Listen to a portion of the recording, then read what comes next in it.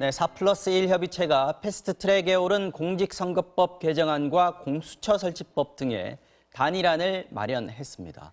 의석수는 현행대로 지역구 253석에 비례의석 47석으로 하되 비례대표 30석은 연동형 비례대표제로 배분하기로 했습니다.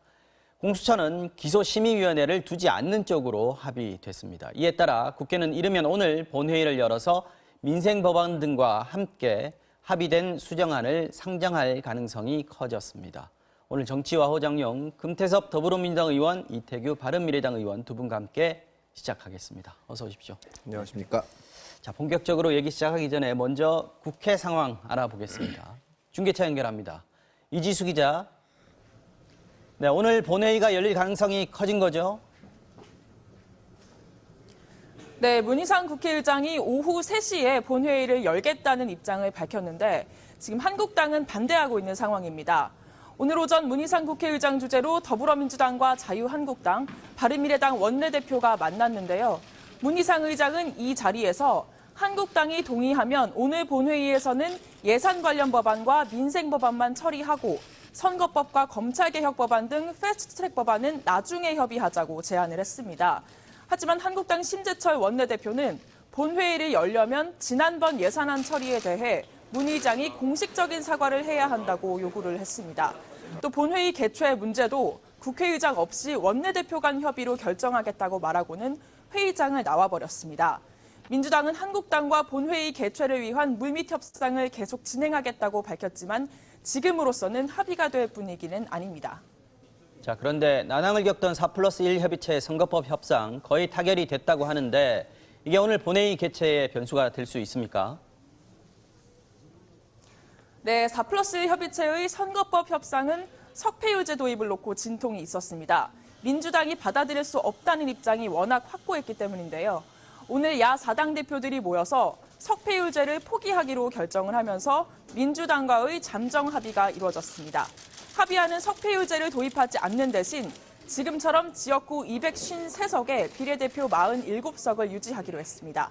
연동률 50%를 적용하는 비례대표 의석은 30석으로 제한됩니다. 또 공수처법과 검경 수사권 조정 법안에 대한 논의도 사실상 마무리된 것으로 알려지고 있습니다. 4+1 협의체는 한국당이 반대해도 오늘 본회의를 열어서 예산 법안과 민생 법안 그리고 패스트트랙 법안을 일괄 상정해 처리해달라고 문희상 의장에게 요청할 계획인데요. 문 의장이 이 제안을 받아들일 경우에 한국당의 강력한 반발로 또 한 번의 충돌이 불가피할 것으로 보입니다. 지금 민주당과 한국당은 각각 의총을 열고 오늘 본회의 대책을 논의하고 있습니다. 지금까지 국회에서 MBC 뉴스 이지수입니다. 자, 조금 전에 들으신 대로 오늘 오전에 3+1 야당 대표들이 전격적으로 석패율제를 포기하겠다라는 발표를 하면서 이를 제안한 민주당과의 합의가 이루어졌다 이렇게 봐야 될 텐데 이 내용 먼저 들어보시겠습니다.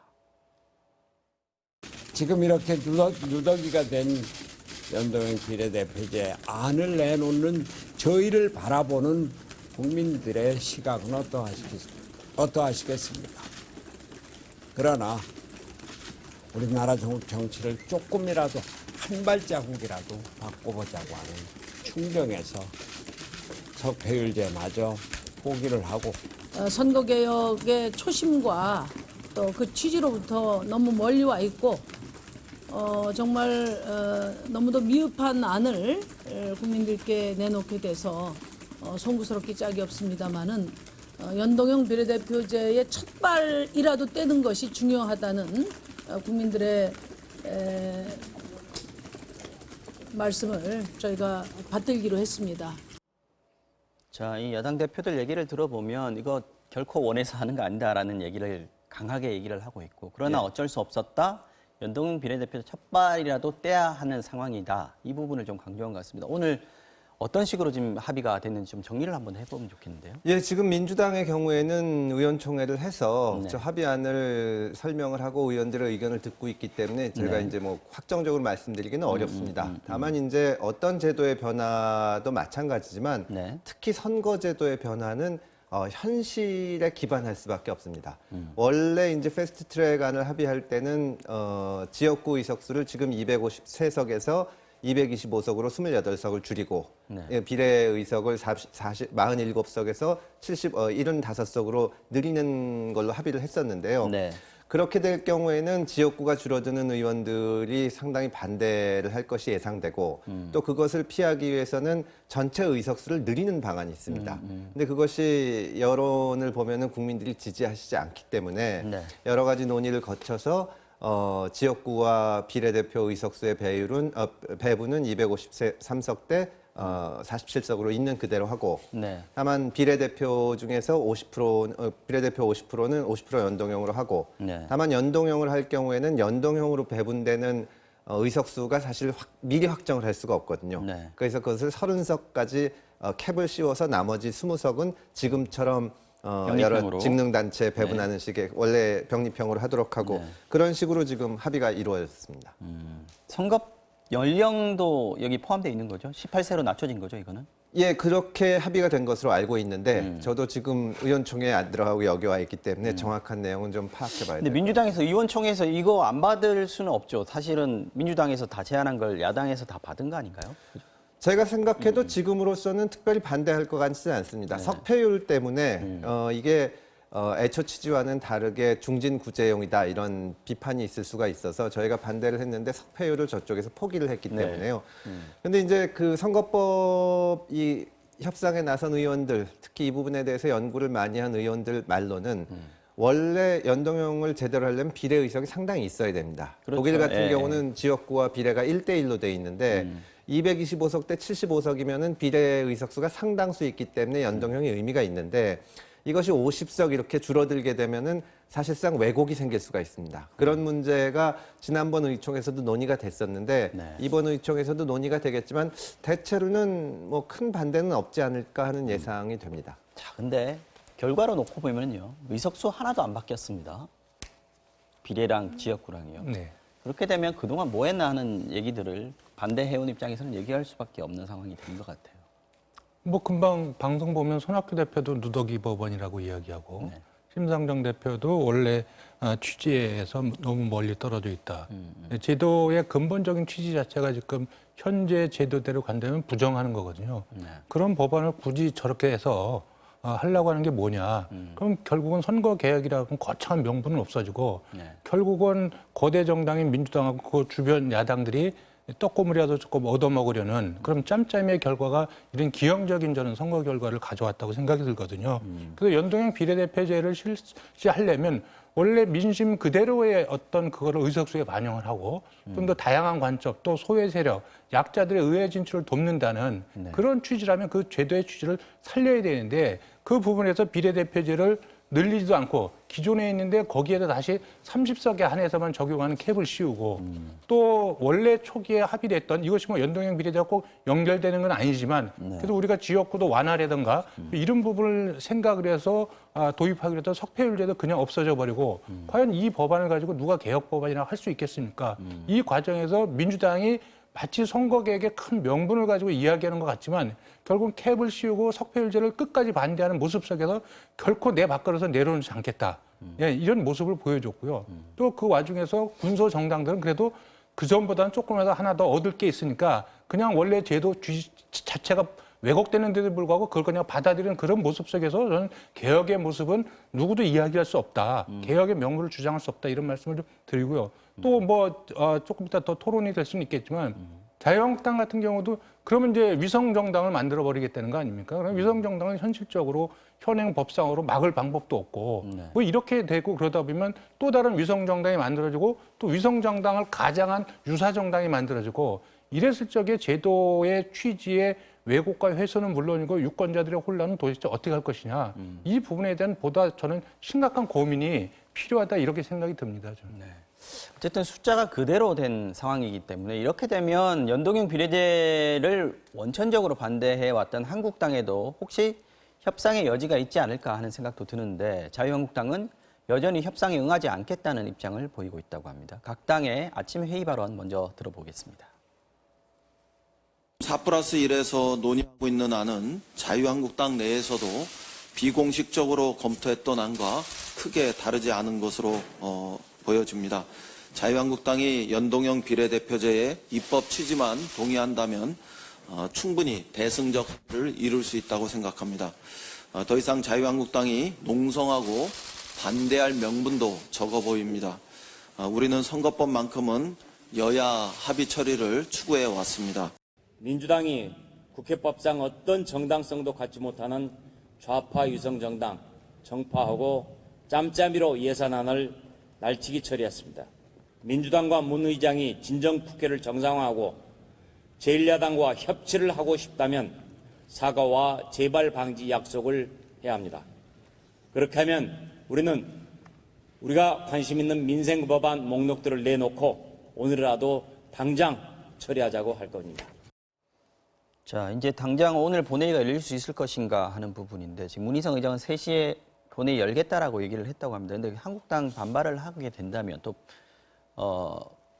필리버스터를 할 수도 있지 않습니까? 오늘 본회의가 열린다면 어떻게 될까요? 본회의가 일단 의장께서는 여신다고 하셨고 또 열린다고 한다면은 어떤 안건이 상정되는지가 결정이 돼야 됩니다. 네. 그러니까 지금 뭐 예산 부수 법안 통과되지 않은 거 그리고 또 민생 법안 190 몇 건이 있는 것이 있는데 네. 원래 선거법에 대해서 4+1에서 합의가 이루어지지 않았을 때는 그렇게라도 하자. 그렇게라도 해서 연말 전에 이거는 처리하고 네. 선거법과 검찰개혁 법안은 후에 논의하더라도 그러자는 것이 민주당 측의 주장이었고 네. 또 자유한국당 쪽에서는 그거를 위해서는 먼저 사과를 해야 된다. 그렇죠. 이렇게 되고 있었는데 네. 지금 오늘 오전 중에 선거법이 이제 전격적으로 합의가 됐기 때문에 사실은 저희 입장에서는 이왕 하는 거 전부 다 상정하자는 얘기가 나올 수도 있습니다. 네. 어차피 그렇게 되면은 이제 자유한국당에서는 뭐 필리버스터를 시작을 하겠지만요. 이 정확한 협상 과정은 앞으로 오후 상황을 좀 지켜봐야 될 텐데 사실은 저희 내부에서도 뭐 다른 건 몰라도 선거법은 네. 좀 여야 간에 합의를 거쳐서 했으면 좋겠다는 강한 희망이 있습니다. 그리고 자유한국당 입장에서도 사실은 지금 지역구하고 비례대표 배분은 지금이랑 같았기 때문에 네. 어느 정도 협상을 할 수 있다고 생각을 하고 저희는 적어도 선거법에 대해서는 테이블에 나와서 얘기를 하는 것이 맞지 않나 그렇게 생각을 합니다. 그러니까 민주당으로서는 제1야당 놔두고 그냥 하기 힘드니까 이 정도 왔으면 한국당도 들어와서 이 정도면 얘기해 볼 수 있지 않겠냐라고 얘기를 할 수 있을 텐데 한국당하고 만약에 민주당이 협상을 시작하면 지금 오늘 양보했던 포기했던 다른 야당들 입장에서는 좀 배신감 느낄 수도 있을 것 같고 어떻습니까? 저는 어쨌든 이 4+1 자체가 이것이 어쨌든 여당이 본인들의 어떤 주장을 관철시키기 위한 어떤 그 별도의 사실 어떻게 보면 정상적인 기구가 아니거든요. 그래서 저는 원내대표 간의 최종적인 합의를 통해서 안건을 처리하는 것이 정상적이다. 그래서 교섭단체 중심으로. 지금 법안이나 뭐 이런 부분에 아무리 제가 볼 때는 명분이 좋다고 하더라도 지금 여당이 이 과정으로서의 정치의 문제 또 절차의 어떤 민주적 정당성들 이런 걸 지금 심각하게 훼손하고 있기 때문에 이런 정치를 해서는 안 된다고 생각이 듭니다. 또 한편으로는 저는 지금 아까 이인영 원내대표가 오늘 합의된 내용이나 이런 부분들은 자유한국당도 조금 내부적으로 검토했던 안 아니냐 이렇게 이야기를 했는데 저는 이렇게 됐다면 자유한국당은 이 안에 대해서 보다 적극적으로 좀 협상에 응해야 된다고 보고 제 개인적인 입장에서는 이런 정도라면 굳이 못 받을 이유도 없다고 저는 생각이 듭니다, 사실. 왜냐하면 피해보는 건 민주당이나 자유한국당이 똑같거든요, 사실. 네. 어떻게 보면 그렇죠. 그런 측면에서 좀 더 전향적으로 조금 해봐야 되는 문제가 있는데 문제는 지금 이제 아까 문희상 의장님도 이제 그 개혁법안, 민생법안하고 예산 부수법안을 먼저 처리하자 네. 이런 말씀을 하셨잖아요. 그런데 그러면 제가 볼 때는 지난번에 예산안을 강행 처리한 부분에 대한 최소한의 어떤 야당을 설득할 수 있는 이런 어떤 입장 표명이 있으셔야 됩니다. 그리고 여당도 마찬가지죠. 그래서 예산 부수법이나 민생법안이나 이런 거는 여야가 우선적으로 합의 처리하자고 이야기하고 또 쟁점 있는 정치 쟁점 있는 법안에 대해서는 필요한 경우는 4+1에 의해서 강행 처리할 수도 있다. 네. 이런 의도를 숨기지 않고 있다면 저는 야당 입장에서는 여기에 수긍하기 굉장히 어렵거든요. 그래서 정말 내가 볼 때는 정치를 정상화시키려면 네. 지금 동시에 민생 법안, 예산 부수 법안을 여야 합의로 처리하고 네. 그다음에 현재 쟁점이 돼 있는 법안 네. 그거를 어떻게든지 여야 합의로 처리하도록 우리가 노력하자. 최소한 이런 정도 합의를 먼저 도출해내고 그러니까 민주당에서 먼저 그 약속 같은 걸 저는 좀 그거 해줘야 된다. 해야 된다고 봅니다. 그리고 아까 금태섭 의원님도 말씀하셨지만 특히 선거법 같은 경우는 게임의 룰이고 네. 상당 부분에 사실 이제 그 자유한국당의 피해 정도를 줄일 수 있는 정도까지 가 있거든요, 사실. 그렇다면 내가 볼 때는 자유한국당 좀 더 전향적으로 좀 노력을 해봐야 된다. 그래서 이거는 적어도 그 게임에 참여하는 선수들이 모두 합의할 수 있는 그런 안. 그리고 가장 중요한 거는 교섭단체의 대표들 간의 합의, 원내대표 합의를 통해서 처리하는 것이 가장 이상적인 모습이다. 그렇게 된다면 제가 볼 때는 공수처법이나 검경수사권 조정법안도 좀 더 전향적으로 논의가 더 될 수 있다. 이렇게 생각이 들거든요. 저는 이제 그런 쪽에서 여당이 좀 정치력을 좀 발휘해 줘야 된다. 물론 제가 봤을 적에 무조건 뭐 사과하라, 뭐 안 한다, 뭐 이런 자유한국당의 태도도 문제가 있지만 그걸 끌어안고 풀어가는 건 여당의 책임이지 절대 그건 야당의 책임이 아닙니다. 이태규 의원님 말씀은 사과까지 얘기하는 한국당도 문제긴 하지만 얘기를 풀기 위해서는 여당에서 먼저 좀 문을 좀 열어놔야 된다. 좀 이렇게 앞으로 어떻게 하겠다, 합의 처리하겠다라는 약속 정도는 해주는 게 좋지 않겠느냐 하는 얘기인데 민주당에서는 어떻습니까? 뭐 제가 여야 그 협상을 앞두고 구체적으로 말씀드릴 수는 없지만 저희도 특히 여당 입장에서 적극적으로 여러 가지 입장을 보여야 된다는 점은 전적으로 동의를 합니다.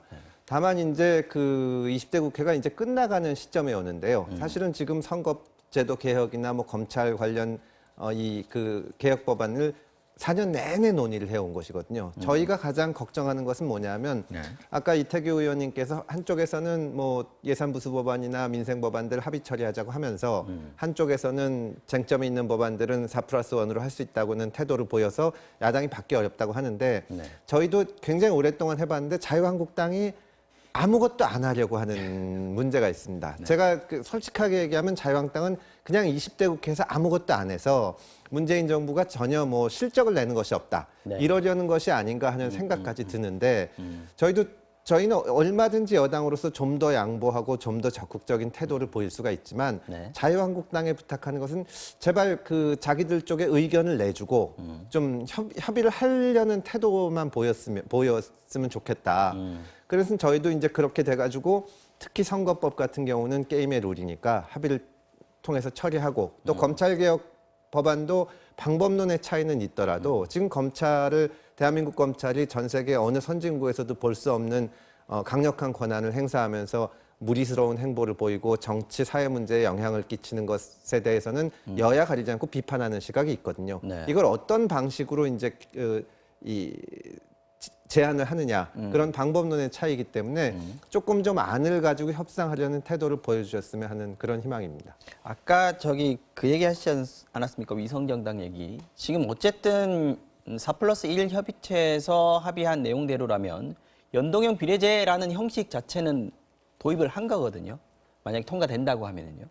그러면 이 경우에 숫자가 바뀌지 않았음에도 불구하고 한국당은 계속해서 위성정당을 만드는 시도를 할 것이다. 이렇게 보십니까? 지금 이제 비례대표 의석수가 47석으로 지금 돼 있지 않습니까? 47석에 지금 연동형 비례대표제를 적용하는 게 30석입니다. 30석이면 사실 이제 큰 정당, 현재의 물론 앞으로 정당 구도가 어떻게 변화될지 모르겠지만 현재 정당 구도하고 그 정당의 지지율로 상정을 한다면 1당과 2당은 사실 17석에 의해서의 병립형으로의 어떤 지분 외에 이 30석에 대한 지분을 한 석도 제가 보기에는 얻기가 어렵습니다. 나머지는 아마 군소정당의 몫으로 돌아간다. 이렇게 됐을 적에 제가 볼 때는 아마 그 30석에 대해서도 우리가 의석수를 가져와야 된다고 하는 그런 욕구들 이런 부분이 저는 자유한국당이 분명히 있고 아마 이건 민주당도 제가 볼 적에는 지금 말은 못하고 있지만 이 부분을 어떻게 접근할 것인가에 대한 고민이 저는 있을 거라고 생각이 들거든요. 그렇게 해서 만약에 이제 비례 위성정당이 만들어졌을 적에 그랬을 적에 저는 이 제도 자체가 본질적으로 저는 왜곡될 수 있다고 보고 그래서 적어도 군소정당의 몫으로 민심을 그대로 대변하기 위해서 군소정당의 몫으로 책정하는 그 30석 자체도 거대 정당에 의해서 만약에 장악이 된다면 이 제도는 실질적으로 사문화되는 겁니다. 그랬을 때 문제를 어떻게 할 것이냐. 이 문제가 가장 큰 문제고 이 부분에서는 정말 정치적인 어떤 결단이 필요합니다. 아마 비례 위성정당 안 맞는다고 하더라도 그거와 유사한 사람들이 그거를 모사해서 정당을 만들 가능성도 있거든요. 그런 입장에서 만약에 자유한국당이 우리는 비례 위성정당을 만들어서 이 30석에 대해서 우리가 어느 정도 의석을 갖고 가야 되겠다. 이렇게 되면 저는 민주당에서도 상당한 아마 갈등이 있을 거라고 생각이 들고 그래서 저게 나머지 군소정당들의 어떤 그 생존 문제 네. 이런 부분은 또 근본적으로 배척이 되는 거잖아요. 그럼 이 제도 자체를 도입하는 의미가 아무것도 없어지는 거예요. 저는 이것이 가장 우려되는 거죠, 사실. 사실 이게 현실적인 문제이기도 합니다. 이게 민주당으로서도 이게 만약에 실현됐을 경우에는 물론 뭐 명분상으로 정치 도의상으로 한국당을 비판할 수는 있겠습니다만 막상 선거에서 이렇게 실행이 돼버리면 손해를 보는 것은 또 민주당이 크게 손해를 볼 수 있거든요. 그렇다 보면 지금 현재 실제로 이 합의안이 나왔음에도 불구하고 이 부분은 계속해서 고민거리가 되는 건지 그렇다면 혹시 민주당 내에서도 이런 유혹이 생기지는 않을지 하는 부분에 대해서 한번 여쭤볼게요. 민주당 내에서 그런 유혹이 생기지는 않을 거라고 생각을 합니다. 사실 이 문제가 생긴 것이 방금 이태규 의원님도 말씀하셨지만 지금 이 비례대표를 원래 75석으로 하다가 47석으로 줄이면서 이 연동형이 30석만 됐기 때문에 그러면 제1당이나 2당이 그 비례의석을 차지하기가 아주 힘듭니다. 그래서 위성정당을 만들고 싶은 그런 욕구가 생기게 되는데 네. 원래처럼 75석이나 혹은 그 이상의 많은 비례의석이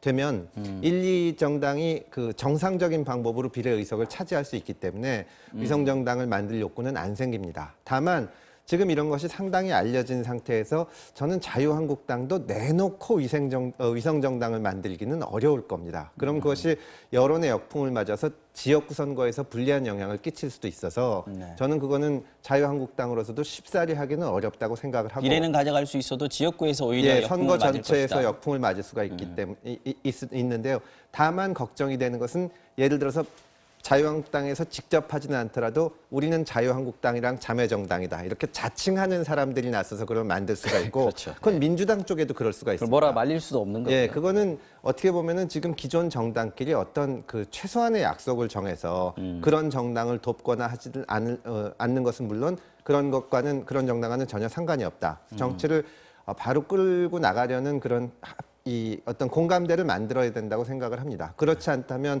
과거 알바니아에서 있었던 것처럼 이 제도가 실패할 수 있습니다. 네.